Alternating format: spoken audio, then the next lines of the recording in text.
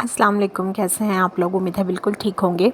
Welcome to my YouTube channel और मेरा नाम है डॉक्टर मोहम्मद शफाक। आज की वीडियो में हम एक और मेडिसिन पे बात करेंगे। मेडिसिन का नाम है लॉसिस्ट।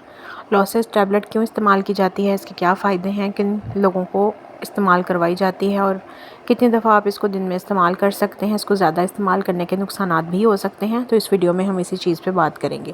वीडियो स्टार्ट करने से पहले चैनल ज़रूर सब्सक्राइब कर लें और बेल आइकन भी प्रेस कर लें ताकि मेरी सारी वीडियोज़ आपको टाइमली मिलती रहा करें। तो चलें वीडियो स्टार्ट करते हैं।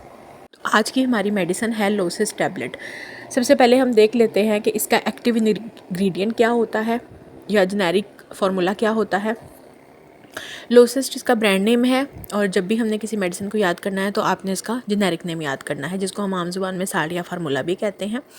तो इस दवाई का जो साल्ट या फार्मूला या एक्टिव इंग्रेडिएंट या जेनेरिक नेम है वो है एल मिथाइल फोलेट। इसमें कैल्शियम भी होता है और इसके अलावा विटामिन बी भी होता है। अब हम देखते हैं कि इसके यूजेस क्या हैं। तो ये ये ख़ास तौर पे औरतों के लिए बहुत मुफीद है, ख़ास तौर पे प्रेगनेंसी से पहले, प्रेगनेंसी के टाइम में या प्रेगनेंसी के बाद अगर आपको वीकनेस होती है तो उस कंडीशन में भी आप इसको इस्तेमाल कर सकते हैं। हमल के दौरान, प्रेगनेंसी के दौरान ये बहुत हेल्पफुल साबित होती है, ख़ास तौर पे वो फ़ीमेल जिनके जिस्म में खून की बहुत ज़्यादा कमी होती है, आयरन की कमी होती है, तो उनके लिए फोलिक एसिड या फोलेट जैसी दवाइयाँ बहुत इंपॉर्टेंट होती हैं। ऐसा क्यों है? क्योंकि जो फोलिक एसिड या विटामिन बी होता है, ख़ास तौर पे B6, B9 और B12, जिसको हम सियानोकोबालामिन भी कह सकते हैं, तो ये क्या करता है, ये बच्चे की जो ग्रोथ है या डेवलपमेंट है उसमें बहुत अहम किरदार अदा करता है।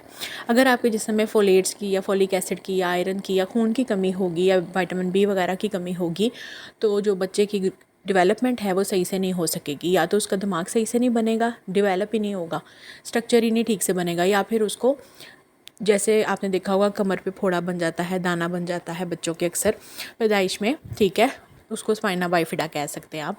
तो इस तरह के मसले बच्चों में आना शुरू हो जाते हैं कि माँ के पेट से ही बच्चा जो है वो या तो वो माजूर हो सकता है या फिर किसी वजह से इसे उसके जिस्म का मतलब कोई हिस्सा जो है वो डैमेज हो सकता है, उसकी डेवलपमेंट सही से नहीं हो सकती, ख़ास तौर पे दिमागी तौर पे।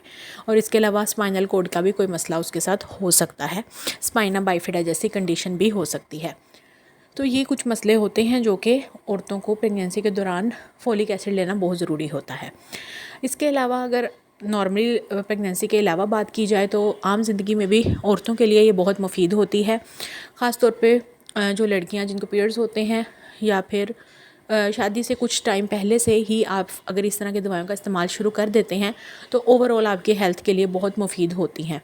इससे आपके जिस्म में जो थकावट और कमज़ोरी है वो भी बेहतर होती है। अगर आपको नॉर्मल लाइफ में भी, आप बेशक शादीशुदा नहीं हैं या आप एक नॉर्मल लाइफ गुजार रही हैं, एक लड़की हैं और आपको पीरियड्स भी होते हैं, तो अगर आपको थकावट रहती है, थकन रहती है, हर वक्त आपको चक्कर, सर में दर्द या चक्कर आना, इस तरह के मसले वसाइल होते रहते हैं, तो इसका ये एक रीज़न ये भी हो सकती है। और भी बहुत सी रीज़न होती हैं लेकिन वो आप डॉक्टर को प्रॉपर चेकअप करवाएंगे तो ही आइडिया होगा, ठीक है। कि अगर आपको डॉक्टर ये बताता है कि आपके जिस्म में आयरन की कमी है या खून की कमी है, देन आपके लिए इस तरह की चीज़ें हेल्पफुल साबित हो सकती हैं। तो ये इसके कुछ फ़ायदे और इस्तेमालात जो मैंने आपको बता दिए। अब हम इसके यूज़ की बात करें तो इस तरह की जितनी भी मेडिसिन होती हैं जो कि डाइटरी सप्लीमेंट्स वगैरह होते हैं, जिनको हम डाइट के साथ यूज़ करते हैं मज़ीद अपने जिस्म को ताकत देने के लिए या खून की कमी को पूरा करने के लिए, ऐसी दवाइयाँ आपने कोशिश करनी है कि 24 घंटों में एक ही दफ़ा इस्तेमाल करें या फिर जिस तरह डॉक्टर आपको बताता है वैसे इस्तेमाल करें।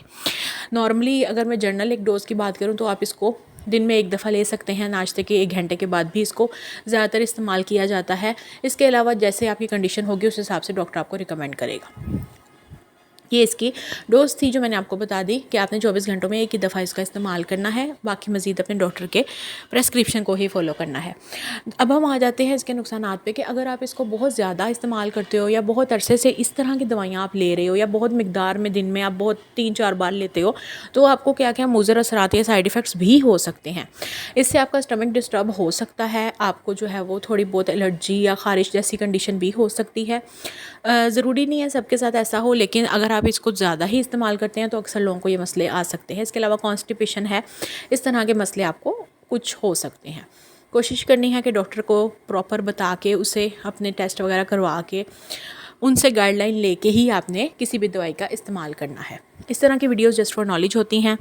आपने इसको वीडियो को सिर्फ नॉलेज के अकॉर्डिंग ही मतलब नॉलेज के लिए देखना होता है सिर्फ, अदरवाइज़ आपने इसको अपनी ज़िंदगी पे ख़ुद से अप्लाई नहीं करना होता, ख़ुद से दवाइयाँ नहीं खानी होती। ठीक है, अपना बहुत सारा ख्याल रखें, दुआ में याद रखें। कोई सजेशन हो तो आप दे सकते हैं, कोई क्वेश्चन हो तो आप पूछ सकते हैं। दुआ में याद रखें। मिलते हैं अगली वीडियो में। अल्लाह हाफ़िज़।